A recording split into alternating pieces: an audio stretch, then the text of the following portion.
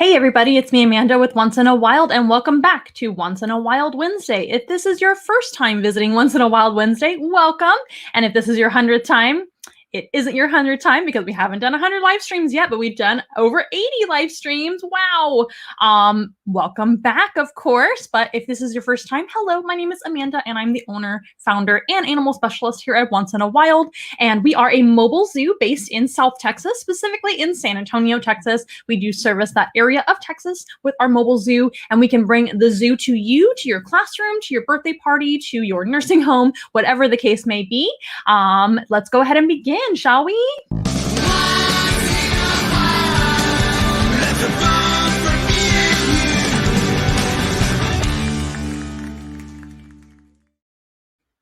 Hooray! We're back for another Once in a Wild Wednesday. Welcome back. Like I said, we do this live stream every single Wednesday evening at 6:30 p.m. Central Time because we are smack in the middle of the United States, which is Central Time, right? And we are in South Texas, like I said already. Things are warming up down here. How's the weather looking in your area of the world? Hold on just a moment.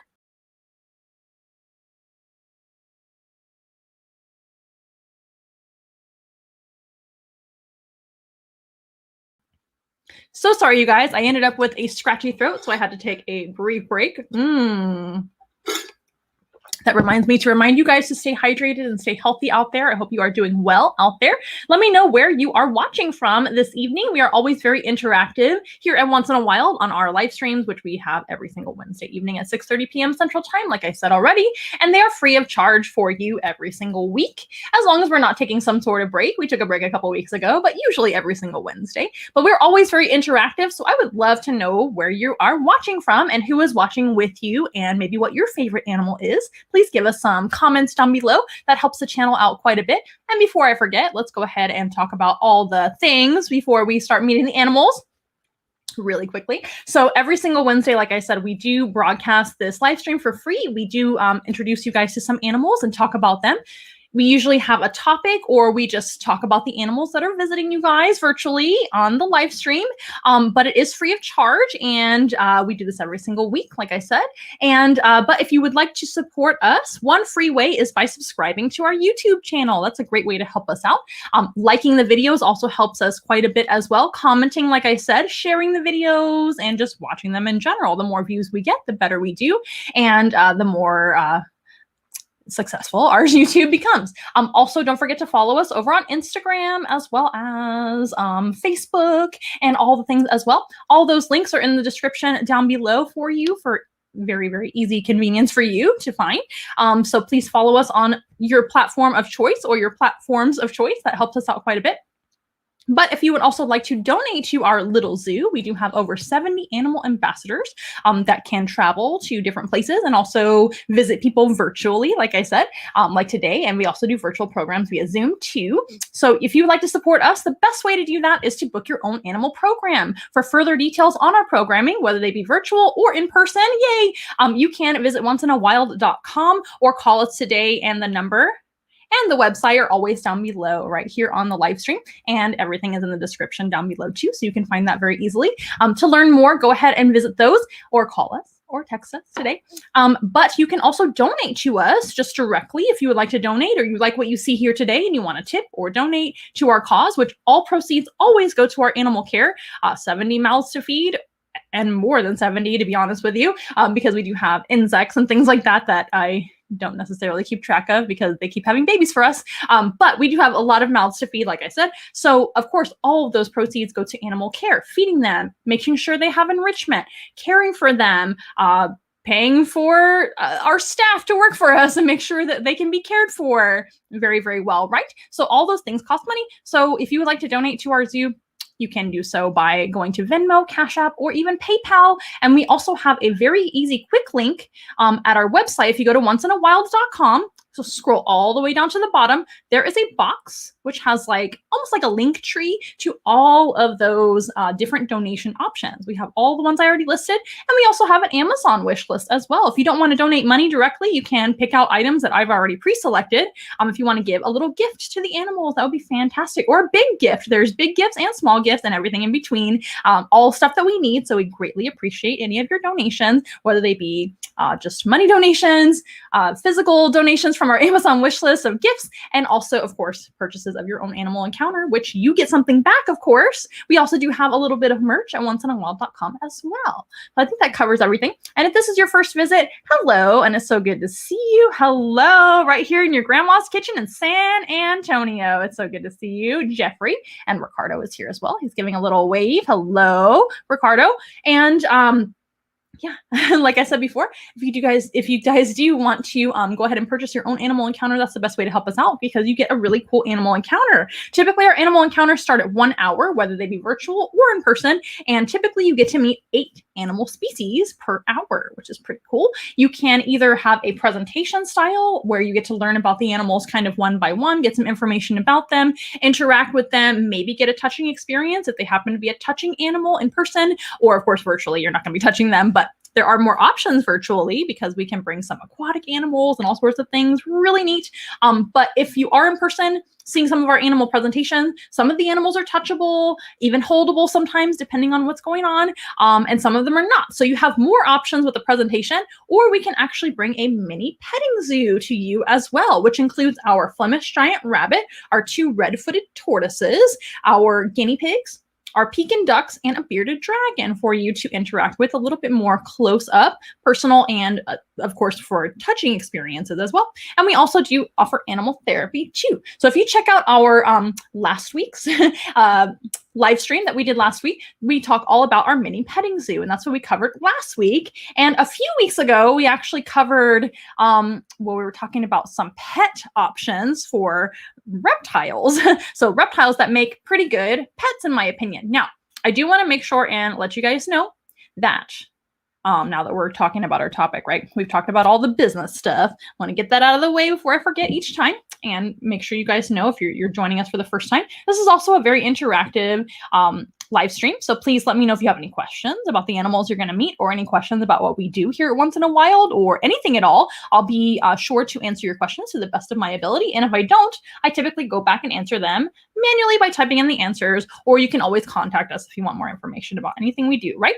But a few weeks ago, we talked about the topic of pet reptiles and which ones that I would recommend for the right family. Now, when we talk about pet anything, any animal that's going to be an animal companion or a pet for you, they are not toys. They are not objects. They are living creatures. They deserve the best life that you can possibly give them. I'm not saying you have to be a millionaire, because Lord knows I am not a millionaire, but we do our very best with what we have, and we do our best to make sure our animals are healthy, properly fed. We do our research before taking in animals into our collection. And we always try to do our very best, right? That is very important. And I have over 18 years of professional experience with animals, working at many various different jobs. And I've been very fortunate to be able to work at many different facilities, getting lots of ideas about how they care for their animals. And I've worked with literally hundreds and hundreds of different species of animals and individuals, thousands of them, to be able to get lots of experience and research under my belt, right? That's very important as well. So that being said, we want to make sure that you're not bringing even an easy pet. No pets are really easy. They shouldn't be referred to as like an easy thing to do or whatever. You know what I'm trying to say. But we should always take into careful consideration into any animal that we bring into our life, whether it be a cat or a dog, a lizard, a fish, a bird, anything, a horse, of course, we have to make sure and do all the proper research. We're always learning all the time. So things are always changing and hopefully improving for the life of our animals, and humans too, for that matter. We're doing our best, right? So we should always be doing our research. So having a pet of any kind is not something to take lightly. It should never be on impulse if you can help it. Now, if you are rescuing an animal or something like that, that's a very different story. Sometimes, as far, as I know very personally and very, very specifically, that sometimes rescue situations happen to you and you have to kind of make a decision. That's happened to me so many times in my life, especially with the career that I have, where people hear about you and they think, oh my gosh, this animal should go to Once in a Wild or to Amanda and be taken care of by her. That happens all the time, and I'm happy to do that. But I don't recommend the average person just adopting an animal impulse. You want to make sure and do your proper research. Make sure the animal is going to thrive in your care, right? Want to make sure the animal is going to do well, right, in your situation, because not only does the animal have to be good for you and be a good fit for your household, your life, it should also be good for the animal too. We have to think two ways, right? It's almost like a good relationship, right? It shouldn't go one way, it should go both ways. And everybody should be, of course, happiest to the best of our ability. So that's what I'm trying to say. So some animals make better pets than others. Nothing is black and white. I'm not saying that every pet is great for everyone because that's just not true. Some people don't take very good care of fish, and so they shouldn't have fish. Some people don't have a lot of time, so they definitely shouldn't have a pet bird. Birds need a lot of attention most of the time, depending on the bird we're talking about, or they should be kept with other birds so they have a lot of attention from the other bird and companionship. They're very social. What are some other examples? Some good pets, for example, are domestic animals like rabbits and dogs and guinea pigs, for example, but they don't necessarily make the right pet for every household because they still require work. You have to walk your dog and feed your dog and take it to the vet when it gets sick and needs vaccinations and all those things, right? And you have to clean up after them.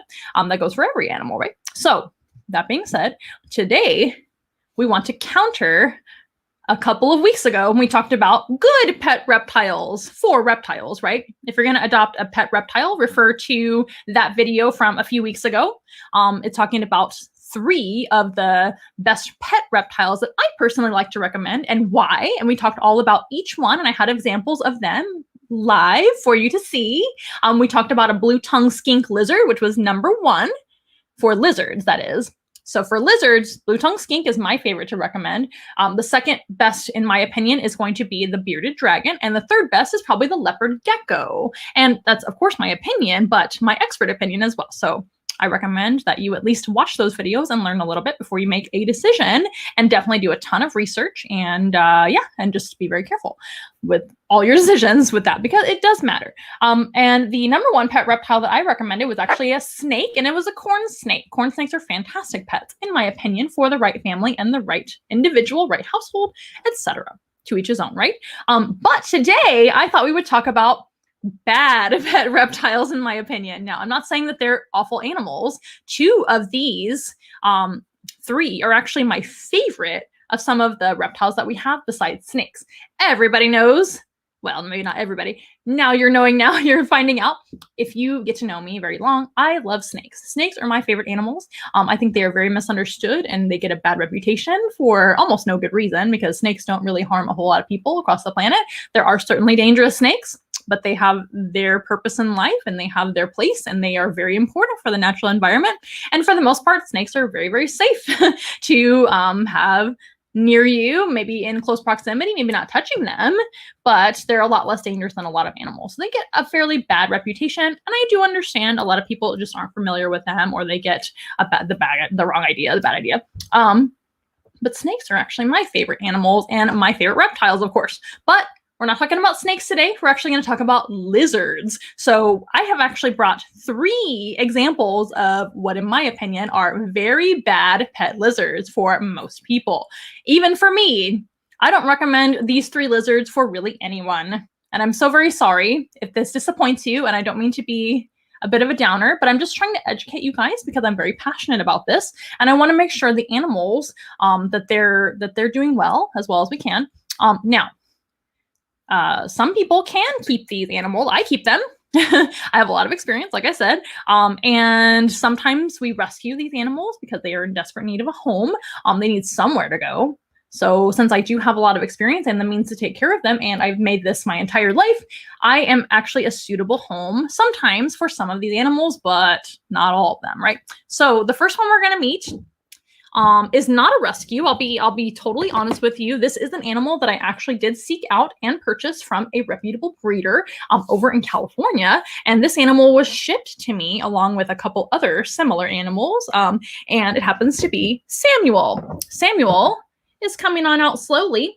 This is not a very fast animal, at least most of the time. And it's one of my favorite species on the planet. It doesn't necessarily make him a bad animal if he's not a suitable pet for everybody. But we're going to first talk about chameleons as a whole. This is a Jackson's chameleon. His name is Samuel L. Jackson's chameleon. And he is a really cool species, but I do not believe they make good pets. Now, when we talk about pets, most people want to hold your pet. They want to pet the animal. They want to make sure, oh my goodness, they a little twitching action. They want to make sure that animal can do well in the care of humans, or shall we say captivity in your household, right? We want to make sure all those things are happening, that they're easy to feed, they're easy to hold, they do well, they're healthy, all of those things, especially for like somebody starting out keeping reptiles and things like that. Now, that being said, I think out of all the chameleons, in my opinion, this is just my opinion, okay? So don't come for me. But I think Jackson's chameleons, which is what he is, are probably the best of all the chameleons and the easiest of all the chameleons to house, to take care of. They tend to be the least stressed out when it comes to handling and things like that, but they're still chameleons, so they still have a lot of issues. So the main issue with chameleons is going to be their sensitivity, their health. It's pretty poor when they, in general, and all those things. Their housing is very, very specific. Their lighting has to be just right. Their temperatures has to be just right. Everything has to be just right. They're also solitary, so they can't see each other. If you have more than one chameleon in your house, you have to make sure they cannot see each other, that they're across from each other, way across the room where they can't see each other, or there's plants or something blocking one another. If they see one another, they can get very stressed because they would rather be hidden from one another. They're completely solitary animals. It used to be thought in the old days that Jackson's chameleons could be kept socially in groups. Now that is not recommended at all. They do not do well. Chameleons also have an extremely short life expectancy in the care of humans and in the wild too, let's be honest. Most animals don't have a very long lifespan in the wild either, but they're one of the few lizards that live a very, very short life expectancy. Most lizards can live to be like 10, 12, 20, maybe even 30 years old sometimes, depending on the species, but chameleons do not. Chameleons average on anywhere from 2 to 5 years, typically in the care of humans. That is it. When chameleons do well and you're taking good care of them, and you catch their health issues early and take them to the vet right away when they have those issues, etc., it's 7 to 10. They can make it to 10 sometimes. Jackson's chameleons can sometimes make it to 10, but it's very, very rare. I don't want to ever give the false hope out there that chameleons can live to 10, because that's extremely rare. Making it to 7 is what most experts kind of aspire to doing. So most experts at taking care of chameleons, breeders, and the people that are really, really good at it, they say 7 is a good old age for a chameleon. So in general. Now, that doesn't mean that they can't go to 10 sometimes. And I'm sure there's some record breakers out there, right? But in general, they do not live very long. Chameleons, to me, are kind of like the flowers of the reptile world. They're beautiful. They are so gorgeous. They're so unique and amazing animals, right? But they're here today, gone tomorrow kind of thing, which is very sad. If anybody out there is familiar with birds, they're kind of like birds sometimes. Birds in general live a long time. Some birds don't. But for example, like parrots live a long time. But when parrots get sick, they don't tend to show signs when in the early stages, of illness. They typically will hide their illness, and that goes for a lot of very wild type animals like this. This is not a domesticated species at all. They're certainly not meant to be a pet. We've just wanted to have them as pets. That's why they're in human care at all, or in zoos and things. But I digress. But these guys hide their illnesses very well. And they can have a slew of common illnesses and diseases. And if you do not catch them early and you don't know what to look for, always do your research before adopting a chameleon. I don't recommend anybody adopt one, but if you're dead set on it, I recommend them for advanced keepers only, and certainly not children. Children should not have chameleons. They are not good for holding. It's not that they're dangerous. Most chameleons really don't bite in my experience. Some can bite. Their bite is not that serious though. But it's more for them. They stress out with too much handling. I'm going to keep his handling to a minimum today. But I'm just kind of sitting here with him on me. But they tend to stress out in new situations. So they're not really an animal you can just like carry around your house and have your kids hold, touch, squeeze, pet, all those things. That is not appropriate for a chameleon. We do not handle chameleons like that. They basically just perch on you if you're handling them at all. And that should be very minimal. We only handle him if we need to, or if he is coming out for an educational presentation, which is not that often, to be honest with you. Virtual, it does happen more often than in person because traveling around is not ideal for them. They do stress out when traveling. We can bring him to short encounters and things like that, but we try to keep that minimal and we give them lots of breaks, right? Some of the diseases that they can get very, very commonly, I'm going to go ahead and list you a few of the diseases to deter you from getting chameleons, just to educate you guys. And always do your research. Like I said, if you do have a chameleon or you're getting one, if you're getting one, I would reconsider. But if you already have a chameleon, this might be the right place for you to come and learn a little bit about their problems and their potential issues. I'm going to read them off because I don't have them memorized. So I do apologize. One very common issue with them is dehydration. That might not sound like a illness, but dehydration can bring forth a whole bunch of different issues. Chameleons do not actually drink from water bowls. They, in the wild, live up in the trees. They're a highly arboreal species, which means they live up in the trees strictly. They are perfectly designed for hanging out on a tree branch, kind of like a bird does. But they have pinching little toes that are fused together in a certain way that makes them look like a chip clip.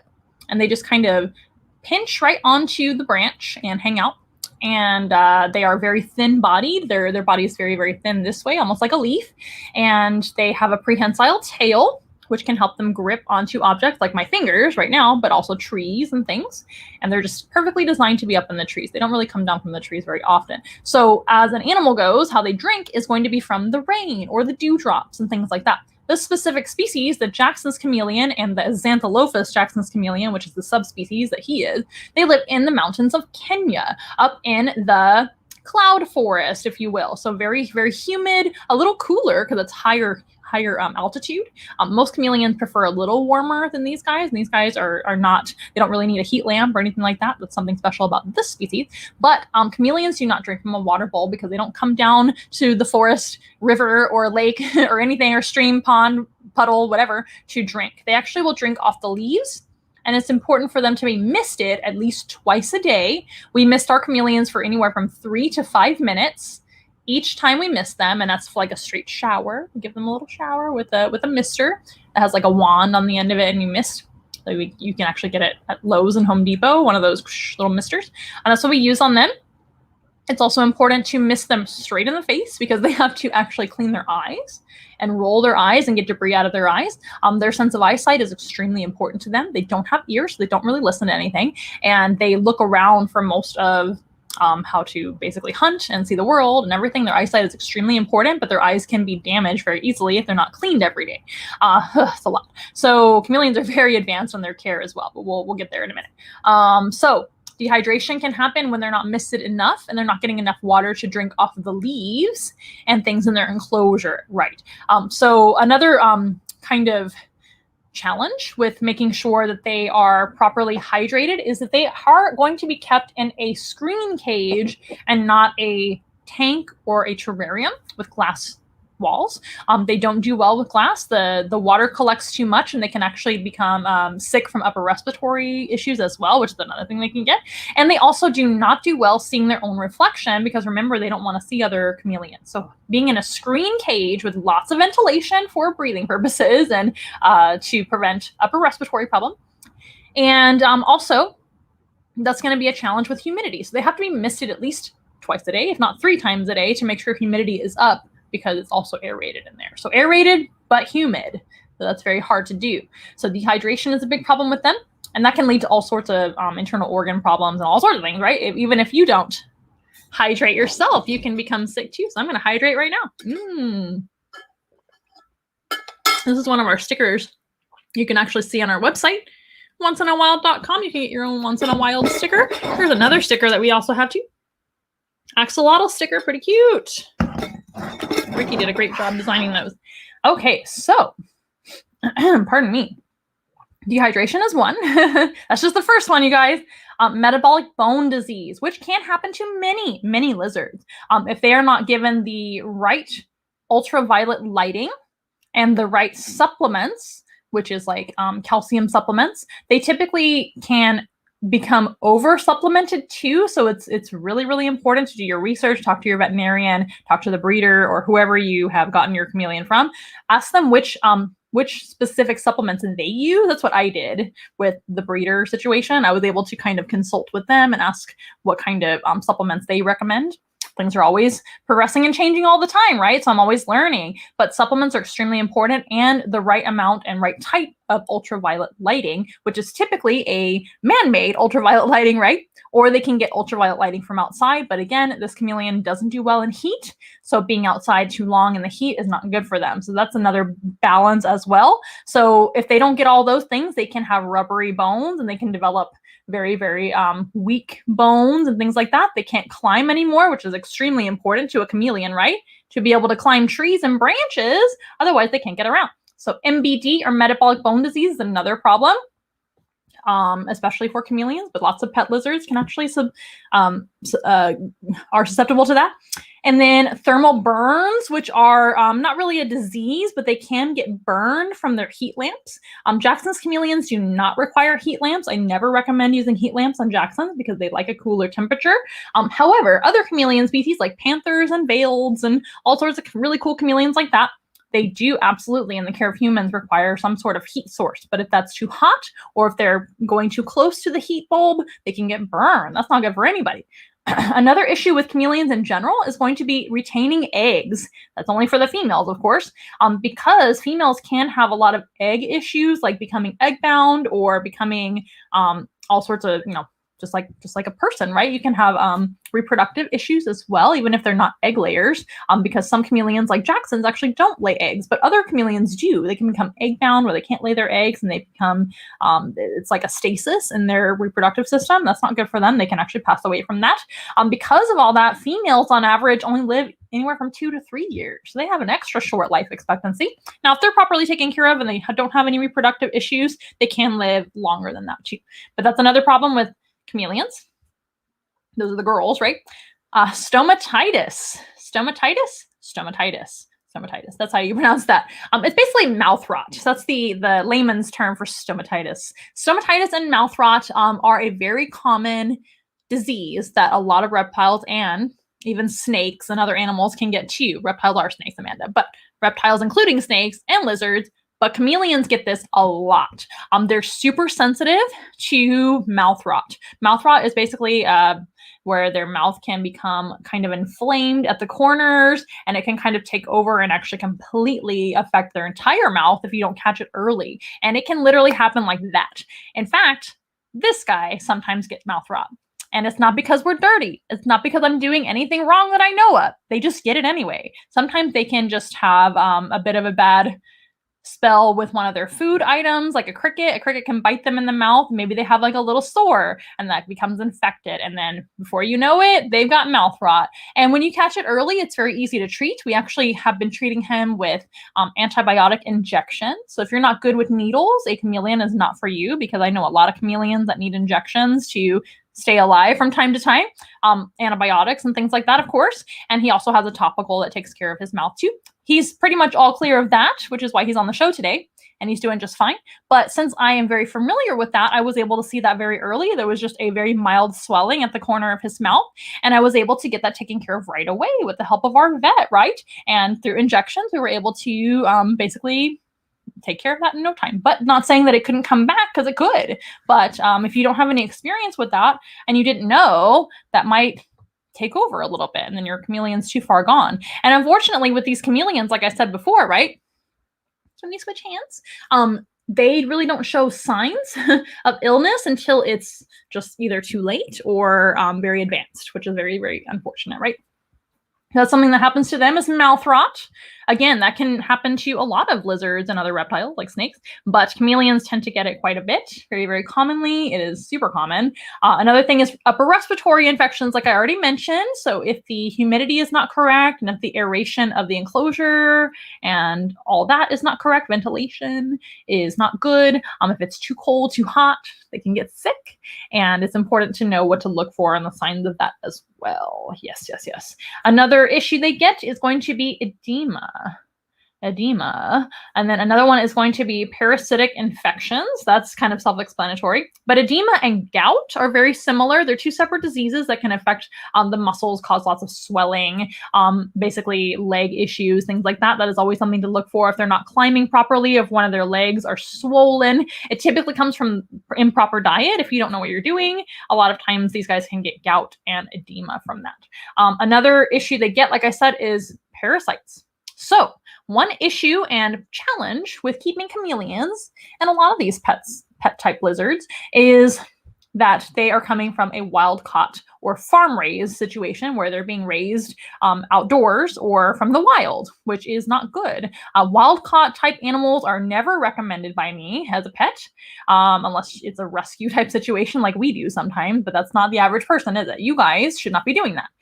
So most of these Jackson's chameleons, not him, because I got him from a very, very, very reputable source, which is why I am hoping he will live a long and healthy, happy life as long as I'm able to keep up his health and look for some of those signs that I was talking about before and make sure that he's okay. Even if you have a captive bred, he was gotten from a reputable source, is what I'm trying to say. All of that, if all of that is in order, you can still end up with illnesses and things, right? Anybody can get sick. But it's going to be less often with a captive bred, responsibly sourced individual than it would be from a wild caught individual straight from Kenya or from a farm raised situation. However, these guys are almost impossible to find captive bred. That is a very, very big challenge with some of these cheaper, maybe more commonly seen, at least back in the old days, pet reptiles like this. Jackson's chameleons used to be seen all over pet stores all over the place, but you can probably still find them at chain pet stores. There are some pet stores, by the way, that are much better than others, but a lot of chain pet stores do have veiled chameleons, Jackson's chameleons, panther chameleons sometimes. By some miracle, they have those too. Panther chameleons are probably the easiest to find a breeder of. There's lots and lots of captive bred panther chameleons nowadays, which is fantastic. We're not taking from the wild anymore.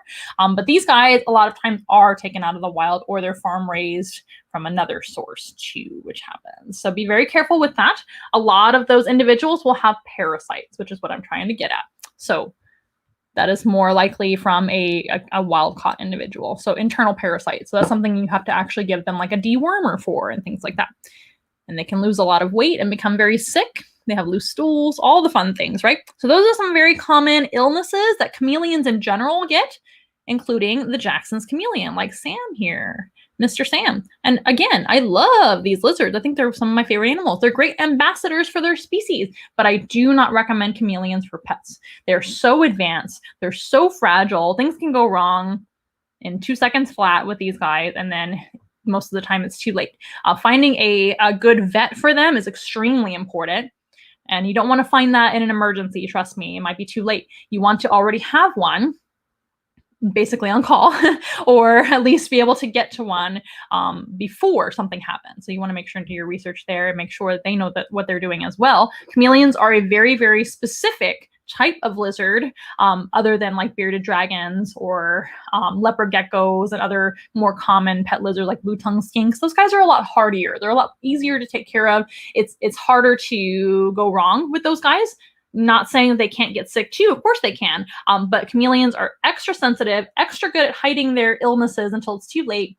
And they stress out extremely easily because they're just not really a social lizard. They don't want anything to do with you, to be perfectly honest. A lot of these wild guys, these wild animals don't want anything to do with humans. So they're just not a suitable pet for most people. So with that being said, we're going to let him rest down below and get a little break from being handled, right? But he's a fantastic animal ambassador, and that's why we have these guys. So I was definitely looking for Jackson's chameleons because I love to teach you guys all about them, but I always want to support a reputable source. I'm going to make sure he's put away before I keep talking to you guys. Oh yes, very good. There we go. All better. I want to make sure he's nice and secure and comfortable before we can continue. So I want to make sure that you guys know that we always try to source our animals if we are looking for something specific or we need to purchase an animal for our collection. We always try to look for a very reputable, like small business, something like that, or a good breeder, etc. Somebody very responsible, someone that we want to support. We don't want to be supporting irreputable sources. And then sometimes we rescue animals. In fact, that happens a lot. The next two animals that you're going to be meeting here in a little bit are both rescue situations. Otherwise, I would have never wanted these two animals in my life. So the first one, you guys know her very well. Who should I start with? Yeah, I'll start with her. So the next one you guys know very well if you've watched the show a couple of times or more. And I'm actually going to just pause really quick because she's over here and I have to go across the room and get her. She's a much larger animal than the last one. Samuel is quite a small chameleon. Chameleons do come in many sizes. All of them make terrible pets. The bigger the chameleon, the harder they are to take care of course, because the larger the enclosure. But even these tiny chameleons, by the way, they do need a pretty large enclosure, typically with live plants. I mix live plants and artificial plants to kind of give a lot of coverage and make sure he's always got something to hide behind and things like that. Otherwise, they get very, very stressed.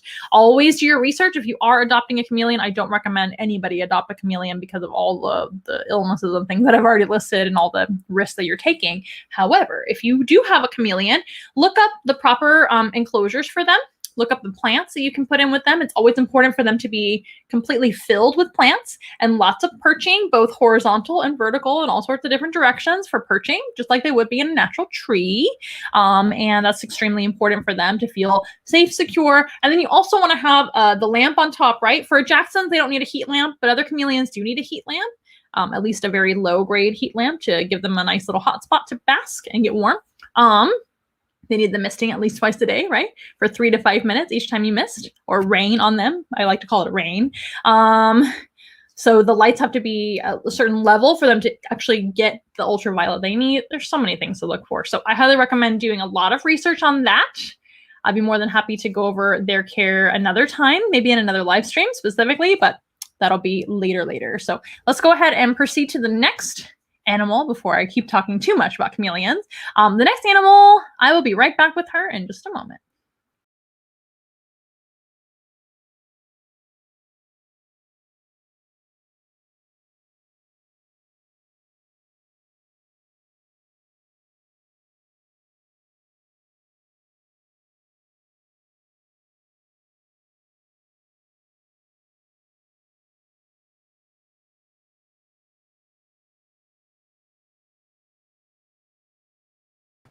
You guys ready for a wild child?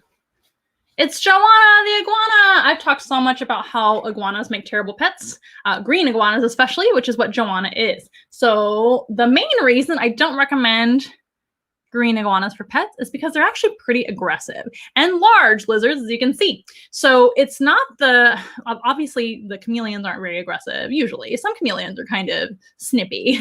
We have Thanos. Thanos is a panther chameleon, and he's a little bit sassy sometimes, but he's all right. But a bite from a chameleon, I'll take any day over a bite from a green iguana. Trust me.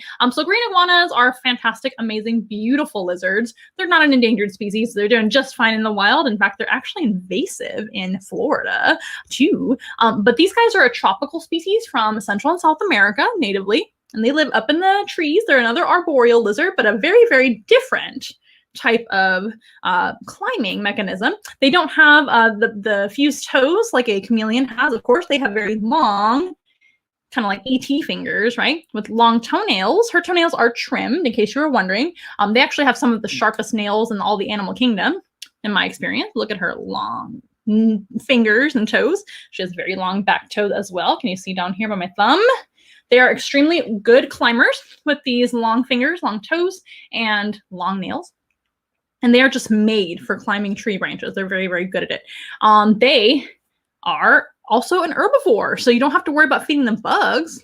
That's not too bad, right? However, they do need pretty much salad every single day, and they eat a lot, especially in the warm months. I almost said the warm winter months. That's not a thing. The cold winter months, they don't really eat as often because their metabolism slows down a little bit, but they are a tropical species. So in the wild, they really don't have to worry about seasons whatsoever. It's always nice, and there's always plentiful resources and food for them most of the year, and they can eat every day in the wild if they want to, and they probably want to. They're kind of little piggies sometimes. You are, for sure. So we do feed her all sorts of greens, like collard greens and mustard greens. She also gets natural weeds and things from our yard because we don't use pesticides, and she loves all of that. They also love to eat hibiscus flowers and all sorts of tropical plants like that. And they usually live up in the treetops and eat the leaves of the trees. They do have razor sharp teeth that they can basically serrade pieces of leaves off, and the leaves of the trees in the jungle are extremely tough. So that makes a lot of sense to me. But they kind of eat like a shark does. They will kind of chomp onto a big leaf and razor a piece right off and just eat it. And if there's softer leaves, they'll eat the whole leaf together, and they'll eat flowers and fruits too. They're amazing lizards. They're also extremely tough. These guys, being an herbivore, they actually are a prey animal for some animals in South America, and they're extremely defensive about that. So they can bite extremely hard. Like I said before, their teeth are razor sharp. They're like a hot knife through butter for any animal, and pretty much, except for maybe like a tortoise. I don't think they would bite a tortoise anyway, but most animals' flesh, that would be no problem at all. They can bite very hard. Their first line of defense, though, is their long tail, which I can't show you yet. I don't know if I can show you in the live stream, but her tail is extremely long. It's actually about 2.5 feet long, which is longer than her body. Ugh, I disturbed her so much. She's crawling around now. Settle down, settle down. And she would be able to use her tail like a whip. And the ridges on her tail, on the dorsal side of her tail on the top, are very hard. So that whip is not only... I'm going to show you since she's moving this way. See it? That's extremely long. There's the end of it. It's so long I have to lift her up and you can't see the whole iguana at once. Pretty amazing. Settle down. Is this a better angle for you?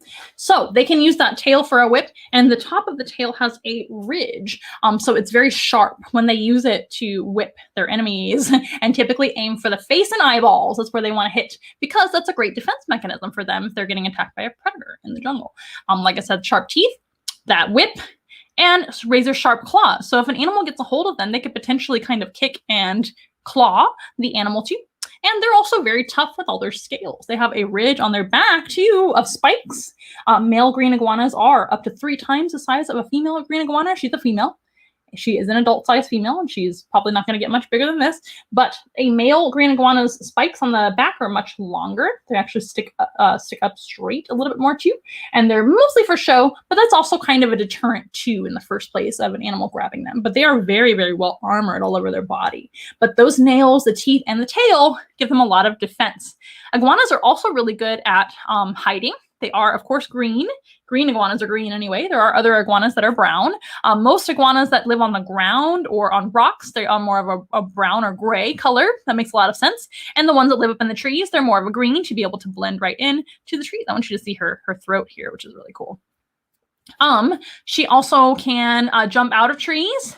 Up in the wild, they can actually be up in the tree and jump down 100 feet down and be safe, because they're a very tough animal. They can also jump down into the water as well and swim away from enemies. So this animal, very defensive. Males can be extra defensive and aggressive and territorial. Luckily, she's a female, so she's a little bit more docile than a male would be. And I've known Joanna for 10 years. Joanna and I have been friends for a long time.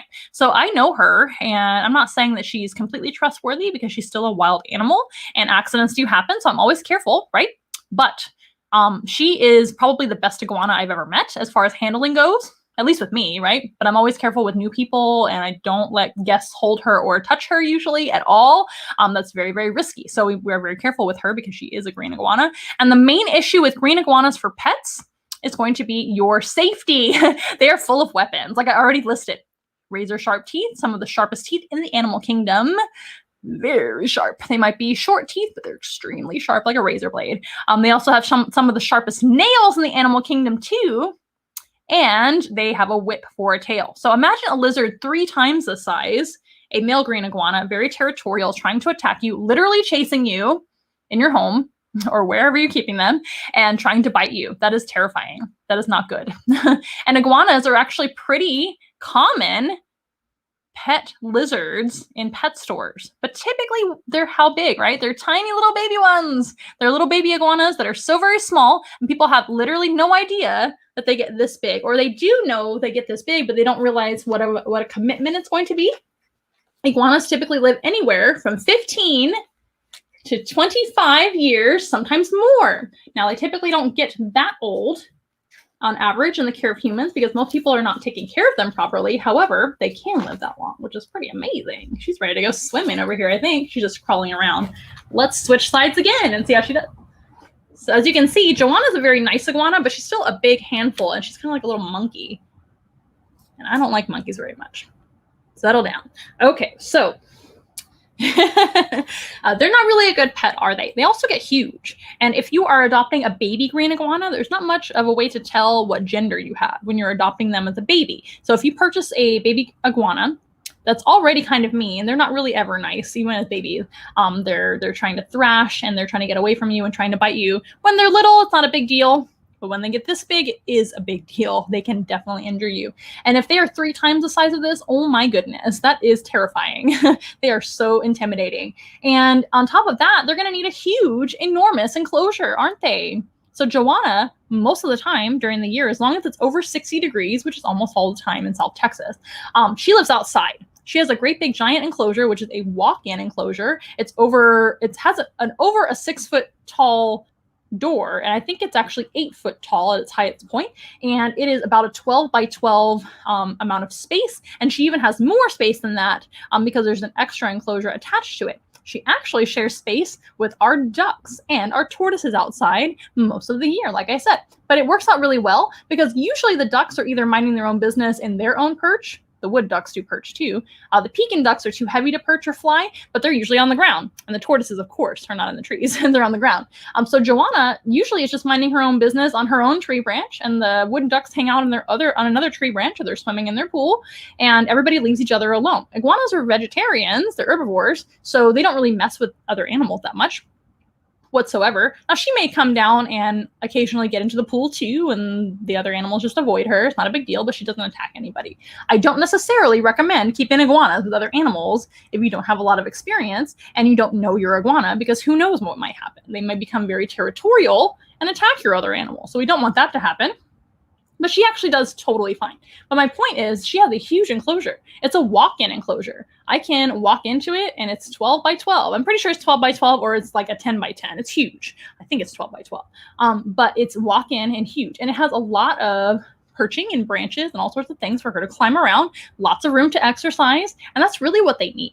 To be very honest with you, it's important to give iguanas enough room to climb around, to act a fool like she's doing right now, because just being in a small cage or something like that is not appropriate for an iguana whatsoever. And they need something that they can climb, like an enclosure with bars on it, like a bird, basically. And they also need proper humidity. So she has a big pool to swim in, like I said already. She has her own water dish as well out there, and she gets misted and hosed when it's warm outside, which is a lot around here. So we do give her showers and everything else. And then along with her salad, that's how she gets all the moisture that she needs. She's going to get all the water that she needs that way.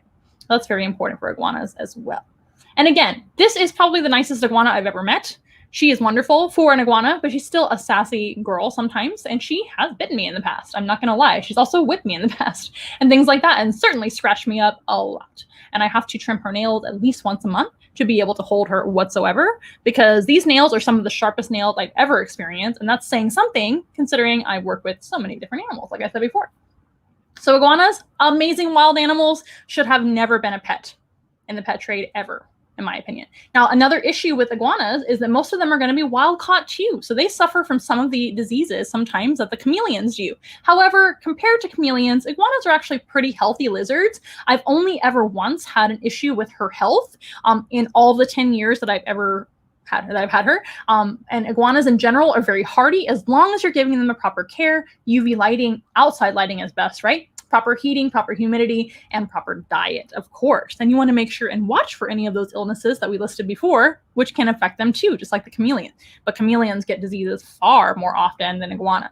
But then, like I said, the main issue with the iguanas is caring for them properly, making sure they have enough room, the right diet, all the things I already listed, having a vet that can see them, and your safety, because this is literally a monster.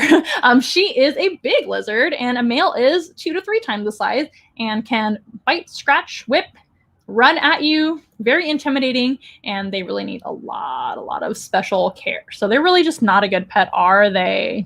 How long do they live? I think I mentioned that already. Iguanas on average don't live very long in the care of humans if you consider a lot of people don't take proper care of them. But when properly cared for, iguanas can live anywhere from 12, 15, all the way to 25 or even 30. And there are some I was going to say experts, but some record breakers out there and experts that have lived a lot longer than that. So it just depends. But it just all depends on their genetics, their care. And again, a lot of them are wild caught. It's very hard to keep these guys. They need to have a lot of space, like I said. So just one iguana is a ton of work. Imagine having a whole breeding facility full of iguanas. That's a lot of space, a lot of money, a lot of time. And it's hard to compete with very, very inexpensive baby iguanas that are coming right out of the wild or farm raised. And those guys are sold for like 15, 20, 30 bucks, maybe 50 bucks, depending on that. If you do find a captive bred green iguana friend, and you're an expert keeper, that's the best route that you can do, or rescue, of course. This little girl here, big girl now, she's a rescue animal. So I actually was able to adopt her from a flea market, of all places, in Florida when I lived there. I believe it was in Jacksonville or the Jacksonville area when I lived in Florida. And I was just browsing through a flea market one day, and I almost never do that. So it was very, very fated, in my opinion. It was meant to be. I was walking through, and there was a little pet store, mostly with small birds like budgies and cockatiels and things and lovebirds. And they had a bunch of random like pet supplies too. And way in the back in the corner was a 55-gallon tank, which is not very big for a big iguana like this. And she was just in there on the floor with no perching and no lights. So I said, oh my gosh, what's going on with this iguana? Because I really like reptiles, and I was just curious what was going on. I didn't know what was happening. It was very strange. And the guy said that the owner told me, I don't know if this is true or not, this is what he said. He said that somebody brought her by and said their girlfriend didn't want her anymore. So they were making the boyfriend, the guy dropping her off, get rid of her. And it was like a drop-off situation, like an abandonment situation, basically. So the guy at the pet store was thinking, well, we can sell her here. And long story short, I took her home that very day. So I couldn't stand the thought of her being there in that flea market, and who knows who would have just picked her up and taken her home and not known what to do. So I ended up adopting her, and she's been with me for 10 years now. So yeah, great name. Thank you. Joanna the iguana. Yes, she is. And sorry you're late. I'm going to set a reminder. Oh, no big deal, Lamar. No big deal at all. Better late than never. And you guys can always watch these videos again. They do repost on YouTube is where I prefer you watch them, because we need more views on YouTube. But on Facebook as well, they're always available to watch again. So you can go back to the beginning and watch it again if you want to. She is a beautiful lizard, you guys. Iguanas are some of my favorite lizards to talk about. And since I have one of the best iguanas on the planet, Joanna, she knows it too. She's the boss around here. Who am I kidding? She's like, I'm leaving. I don't get paid enough for this. I'm leaving. She's ready to go. Since I do have her, it's fantastic to have her to be able to talk about iguanas, tell my story about her a little bit, and discourage anybody from getting one. Do not, I repeat, do not get a pet iguana ever. Even a pet chameleon too. But the pet chameleon, I definitely discourage as well. But that's not really going to be a dangerous animal to you and your household. This could be a very dangerous animal to you and your household, your children. Certainly a terrible pet for a child. If anybody ever recommends a pet iguana to you or your children, run. Run screaming. They are lying to you. They are terrible pets. They might be one of the worst pet lizards in the world. And unfortunately, they used to be super common pet lizards. And now a lot of them are still in human care, unfortunately, because they were so common back in the day. Look at her beautiful face. She is just a living dinosaur, isn't she? She's so awesome. Okay, Joanna, you did a fantastic job. I think she's ready to go back down. You guys get my point, though. They're not good pets at all. They make terrible pets. Can you hear her nails on the table? Yeah, they're kind of dramatic, aren't they? They're not a loud animal, which is nice. Not like a bird. But other than that, they are just very, very high maintenance. Okay, I'm going to pause again, just briefly, to put the iguana away and make sure that she is safe and sound and secure for all of our sakes, and actually bring another pet lizard, which I do not recommend. Do not get them for a pet, but they sometimes are pets. So we're going to meet one more, and I'll be right back, you guys.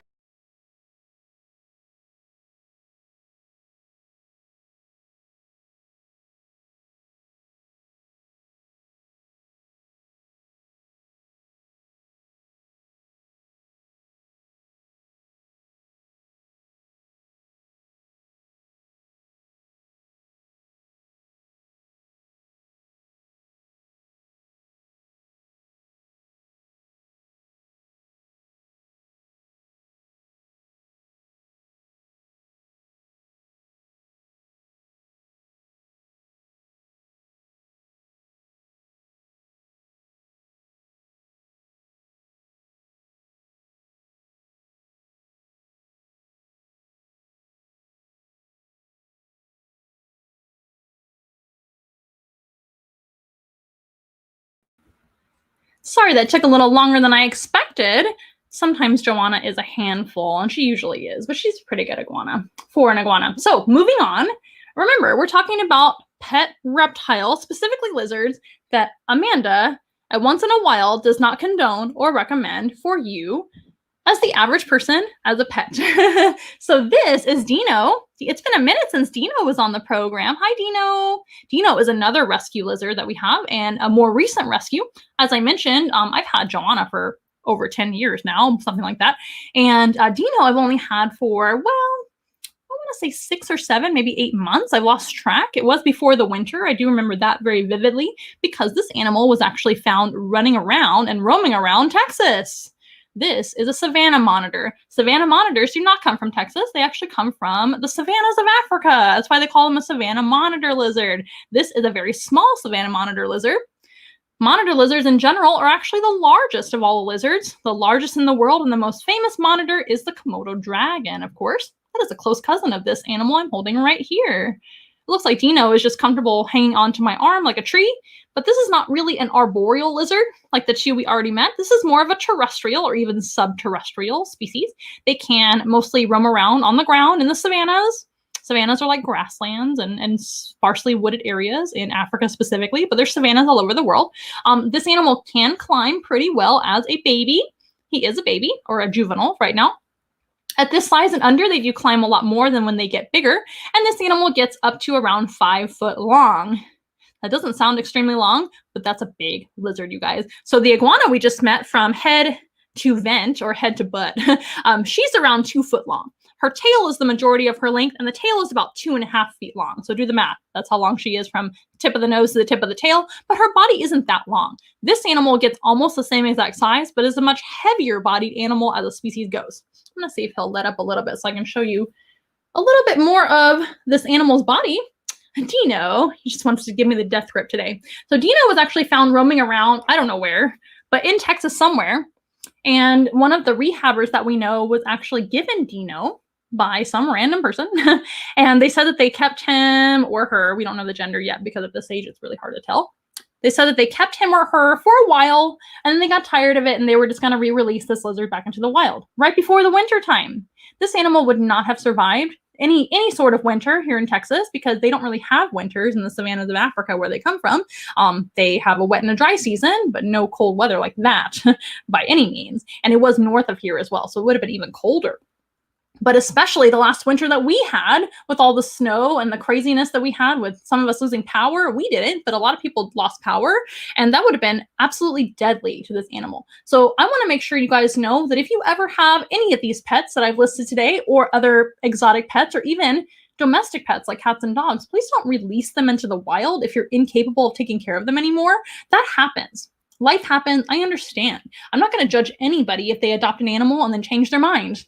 It happens. It happens to the best of us, you guys. I know a lot of people that rehome animals. It's okay. No shame. But we want to make sure never, ever release them back into the wild. That can be a literal death sentence to these animals. They get hit by cars. They're susceptible to the wrong weather that they're not adapted to, etc. Maybe animals will eat them. They have no idea how to feed themselves. All the things. So we don't really know much about Dino's backstory. Look how lazy he or she is being. Dino, you're so cute. Just like hanging out on me. It's like, let me just hang on your hand like a branch today. I don't know much about this animal's history whatsoever. I just know that he needed a home, or she needed a home. We'll call him a he for now. Right? Why not? And we'll let you know what happens in the future. It's really hard to tell at this age what gender they are until they get bigger. So anyway, but we don't know much about their history. His history. We just know that they needed a home. They were roaming around. The rehabber absolutely did not want to keep him forever because she's not really facilitated to do that. And she figured that we would be a good home for him. So we are now his permanent home. And we're going to do our very best to take care of this lizard now. So savanna monitors are another animal, especially back in the day, that used to be pretty common in the pet trade for whatever ungodly reason, because they are terrible pets, you guys. This might be one of the worst pet animals in general ever. I don't recommend a lot of exotic pets for most people, like monkeys and things, and parrots even. That's a lot of maintenance and work. Savanna monitors are pretty bad too. So the main issue with these guys, well, there's so many. So health can actually be an issue with these guys. Most of them, if not all of them, are wild-caught individual, especially in the old days. And even people that claim that their savanna monitors are captive bred or bred in the care of humans, they might be lying to you. That's just the truth. So it's really hard, if not impossible sometimes, to find them captive bred. I'm not saying it doesn't exist, but it's extremely rare because these guys are still imported from Africa. It's legal to do that, which is very unfortunate because that just basically makes for a very hard situation for reptile breeders, like backing up, makes a very hard situation for reptile breeders because why would they want to compete with all of that? They're already a hard animal to take care of in the first place, just like the iguana. They're kind of similar with their reasons of why they're bad pets and what's going on with them. Why would they want to compete with super inexpensive wild-caught babies that are coming in from Africa by the hundreds, if not thousands? That's very unfortunate, right? So because a lot of these are wild caught, they're coming in from the wild very stressed. A lot of them do not even make the trip. Most of them have internal parasites that have to be treated in order for them to be healthy and not emaciated and having all sorts of loose stool issues and things. A lot of them, just going to be backwards for you guys, I guess. You can see the belly. You don't want to see the belly. You want to see the face. A lot of these guys are improperly fed as well. So there's been a lot of misconceptions about the savanna monitor specifically. Savanna monitors, as it turns out, in recent years, we have discovered that they're primarily insectivores. We used to think that they were like other monitor lizards, eating all sorts of things. And not to say that they can't eat all sorts of things. They do. They love eating all sorts of other animals. They're carnivores, not herbivores like the iguana, and not really like the chameleon either. These guys can actually eat a variety of other animals, like other lizards. They can eat rodents. They can eat birds very easily. Eggs. That's probably his favorite food. It's eggs. I give them whole eggs sometimes, and they do eat them up raw. Yum, yum. That's just a treat for these guys, though, because they are supposed to be primarily eating insects. Things like superworms, dubia roaches, crickets, etc. And they need a lot of insects to be able to sustain their bodies. However, a lot of people take a shortcut with their diet and they feed them things like lots of rodents, lots of chicks, lots of chicken, lots of dog food, things like that.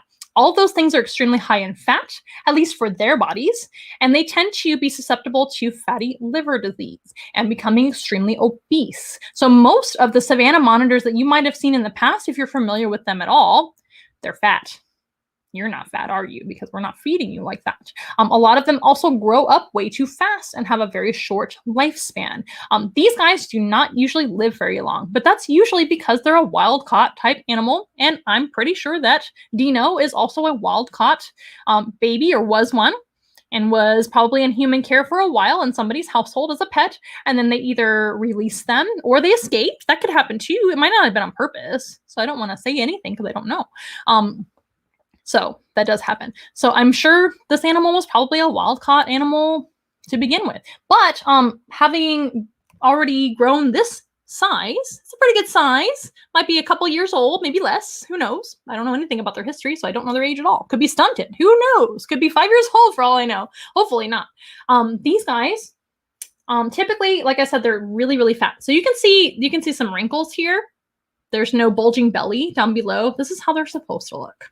And a lot of people might disagree with me, but it's not true. They're insectivores. They're not supposed to get a ton of fat on their body. They're not supposed to have big fat arms and look like a huge fat lizard. They're not supposed to look like a bulldog. They're supposed to kind of have like a lean appearance. I've seen a lot of these guys, pictures of them in the wild. I've actually seen wild monitor lizards with my own eyeballs in Africa too. I did not see a savanna monitor. I don't think. I think I saw some Nile monitors. It's pretty sure is what we saw from a distance, but they're actually pretty lean in the wild. Not to say that they're necessarily completely healthy in the wild either, but that just goes to show that in the care of humans, a lot of times animals are overfed or they're improperly fed. And we are learning a lot about monitor lizard care, specifically with these guys, because they're probably the most commonly kept type of monitor in the pet trade, and they are terrible pets. Again, Dino's actually a pretty well-behaved savanna monitor, isn't he or she? Just kind of hanging out. This is not typical. Most savanna monitors are a lot more active and they want to kind of bite and they want to scratch you. This lizard is extremely active in his or her enclosure. Very, very healthy, runs around, climbs, goes all over the place. That's how I know they're doing pretty well. Shedding as well, because we're young and we're always growing. So we are shedding. We just got our bath today as well. And moving around right now too.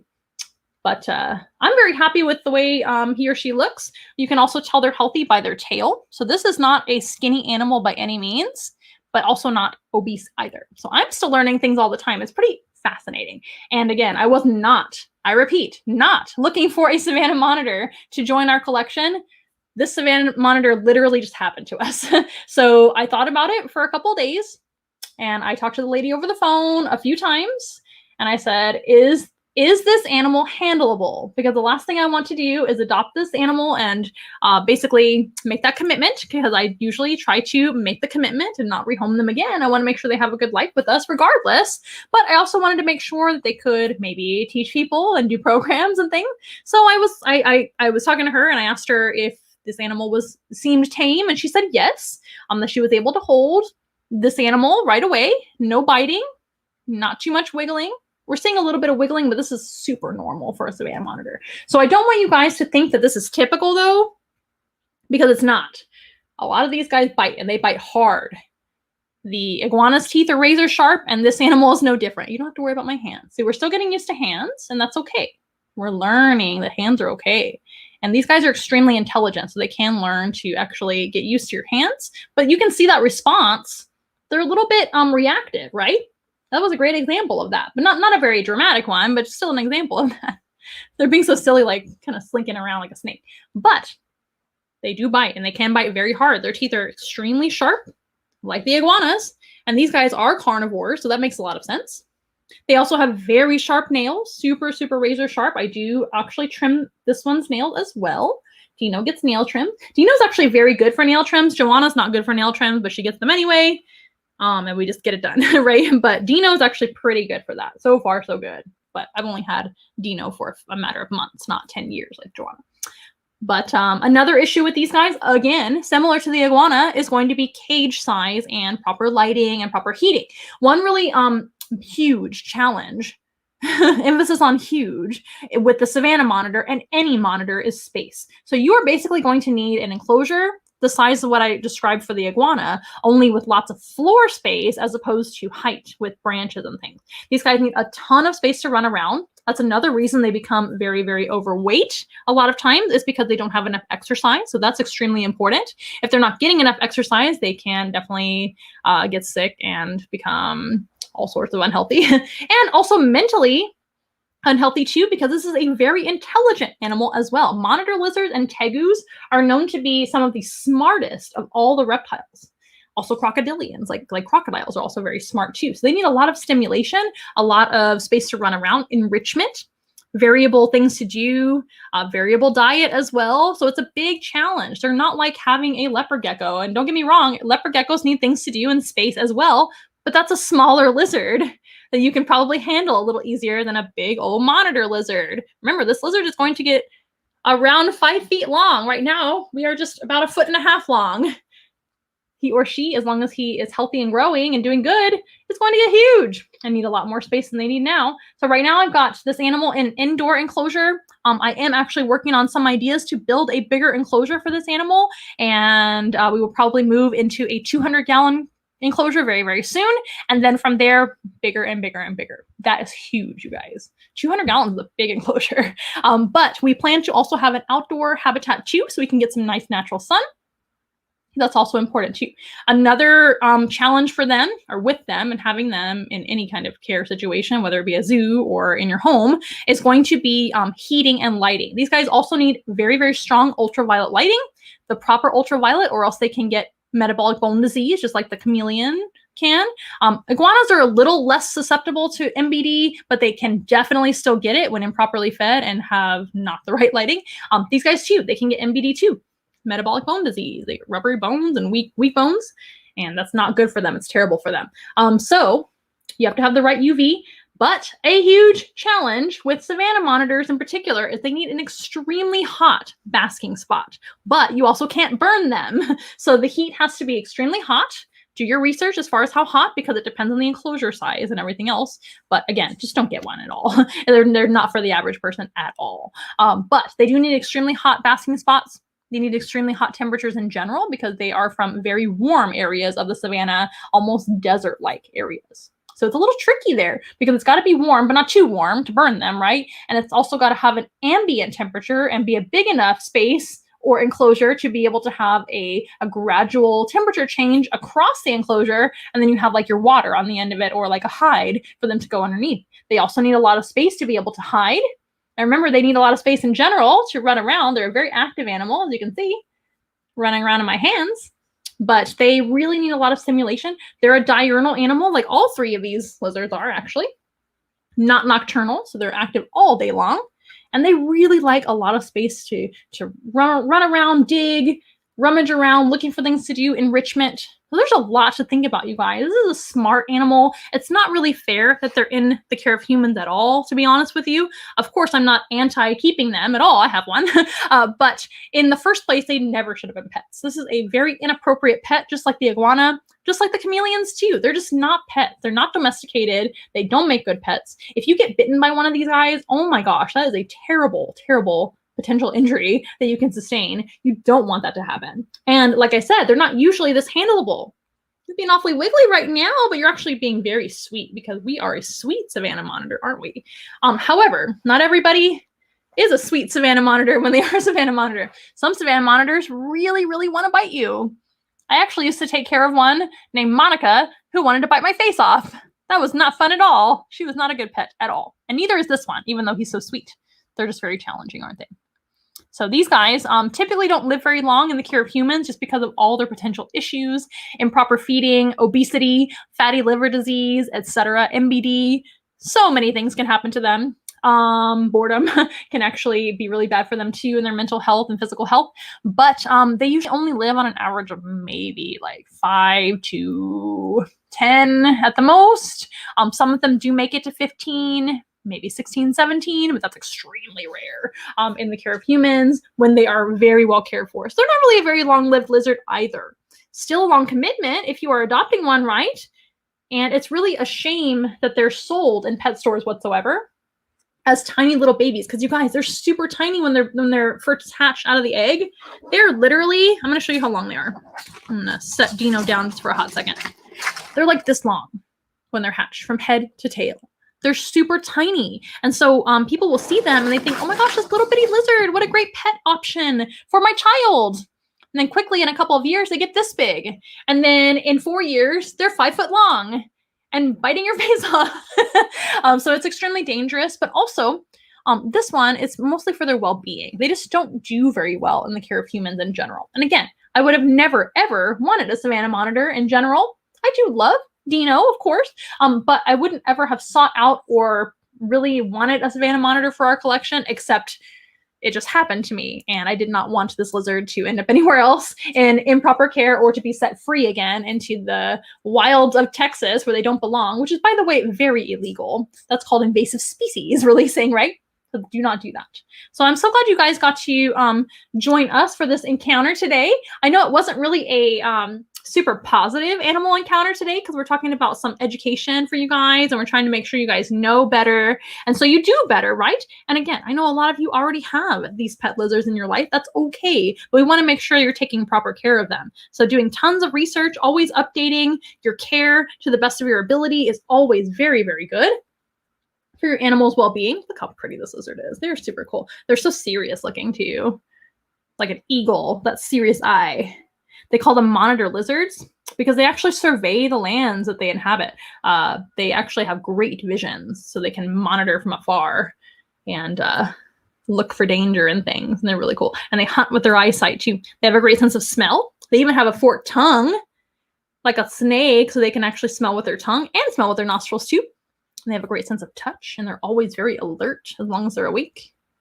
And they sleep hard overnight. They're really cool. They have all 5 senses, great hearing too. So I know this has kind of been a little bit of a less positive encounter, but I want to make sure you guys are taking good care of the animals in your life, or you're making good decisions. If you're ever thinking to yourself, oh my gosh, I would love a pet chameleon, I'm just going to go buy one today. Don't do that. That's very, very common that happens, but it shouldn't be something that happens, right? It shouldn't be something that's normal. We should be always doing our research no matter what type of animal we are bringing home, whether it be a cat, dog, guinea pig, rabbit, horse, goat, duck, savanna monitor, chameleon, iguana. All of those animals deserve the best life that we can give them. Tarantulas, fish, doesn't matter what it is. But those exotic animals especially, we have to do lots of research and make sure that they're okay for you to take care of, which is almost not going to be the case, right? For all 3 of that I've listed today. The chameleon, the savanna monitor, and the iguana, not good pet choices, you guys. Make good choices out there. Again, a few weeks ago, I think it was 4 live streams ago, we did talk about some better lizard and reptile choices for you guys to adopt if you are just dead set on having reptiles in your life. I don't blame you. I love reptiles too. They're pretty awesome. However, these 3 that we talked about today are some of the worst options for most people, especially the iguana. I would say the iguana is probably the worst overall as a species, savanna monitor being a very close second, and the chameleon a close third as well, for different reasons, right? I hope you guys have learned something today. If you ever have any questions at all about your animal's care at home, or if you are just wondering what we do and the specifics of how Once in a Wild works, how you can support us, or how you can book your own animal encounter, of course, whether it be virtual or in person, please visit onceinawild.com to learn more and contact us. Our number is actually down below as well. That is a textable number, just so you guys know if you ever have animal care advice or you see something wild in your own backyard. That happens a lot this time of year because the temperatures are rising. A lot of times people see snakes and they wonder what kind of snake it is. Feel free to text me a picture of that snake. It is my pleasure to help you to identify wildlife in your own backyards. So let me know. We hope to see you next week here at Once in a Wild Wednesday at 6:30 p.m. Central next Wednesday, same time, same place. And we hope you have enjoyed the show tonight.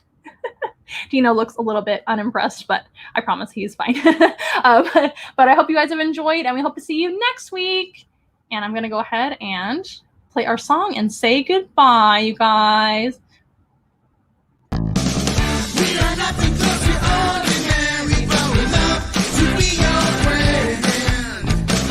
Hold our hands and let's have fun together, singing as loud as you can. Everybody singing once in a while, together. Once in a while, I want to hear you say once in a while. Never fun for me and